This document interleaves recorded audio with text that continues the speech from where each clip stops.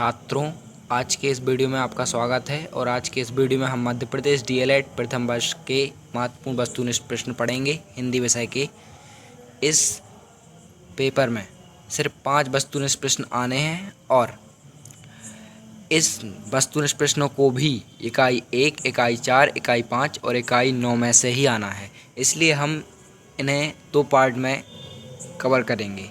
इसलिए ये एक पार्ट है वीडियो का, तो इसे पढ़ लेते हैं। इसके बाद एक और पार्ट आएगा, वो पढ़ लेना। लगभग इसी में से सारे के सारे आपके वस्तुनिष्ठ प्रश्न आ जाएंगे। तो चलिए शुरू करते हैं। पहला है मानक भाषा कहते हैं। मानक भाषा कहते हैं तो उसका आंसर है साहित्यिक भाषा को। दूसरा है जो वाणी वर्णों से व्यक्त होती है उसे भाषा कहते हैं। यह परिभाषा दी है। यह परिभाषा किसने दी है? यह परिभाषा दी है डॉक्टर भोलानाथ तिवारी ने। तीसरा पढ़ते हैं, भाषा ध्वनि संकेतों का व्यवहार है। यह किसने कहा है? यह श्याम सुंदर दास ने कहा है। ठीक है। चौथा पढ़ते हैं, मध्य प्रदेश की बोली है। मध्य प्रदेश की बोली क्या है? मध्य प्रदेश की बोली है बुंदेली। ठीक है। अगला पढ़ते हैं, पांचवा, हिंदी भाषा में प्रयोग होने वाली लिपि का नाम क्या है? हिंदी भाषा में प्रयोग होने वाली लिपि का नाम क्या है? तो देवनागरी लिपि। छठवा, देवनागरी लिपि की सबसे बड़ी विशेषता है। जो देवनागरी लिपि है उसकी सबसे बड़ी विशेषता क्या है? तो उसकी सबसे बड़ी विशेषता है कि यह जैसी बोली जाती है वैसी ही लिखी भी जाती है। ठीक है। अब सातवां पढ़ते हैं। सातवां है भाषा विज्ञान की एक शाखा है। भाषा विज्ञान की एक शाखा है, कैसी है? वर्णनात्मक। ठीक है।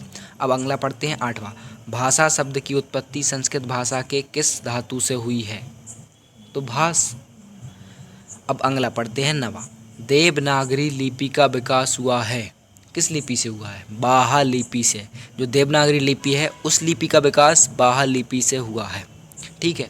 अब अगला पढ़ते हैं, 10वां, भाषा विज्ञान की दृष्टि से भाषा का कार्य किस अर्थ में है?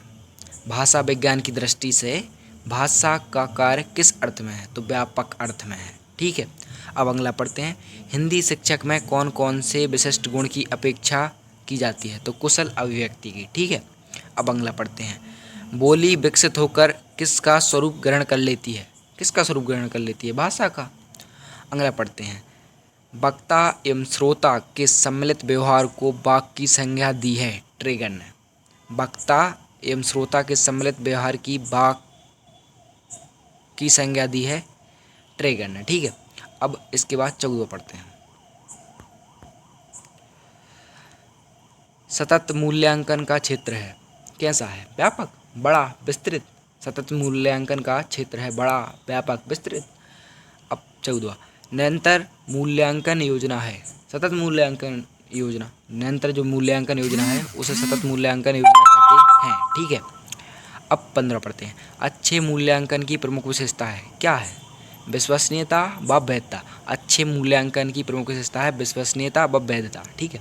अब अगला पढ़ते हैं, सतत मूल्यांकन में शिक्षण के प्रमुख उद्देश्यों से किस पहलू की भली भांति मूल्यांकन किया जा सकता है? तो भावनात्मक। ठीक है। अब अगला पढ़ते हैं, व्यवहार परिवर्तन के प्रमुख क्षेत्र में से एक है मूल क्रियात्मक। ठीक है। अब 18वां देखते हैं, मूल्यांकन उद्देश्यों की प्राप्ति की सीमा का निर्माण करने की प्रक्रिया है। मूल्यांकन उद्देश्यों की प्राप्ति की सीमा का निर्माण करने की प्रक्रिया है।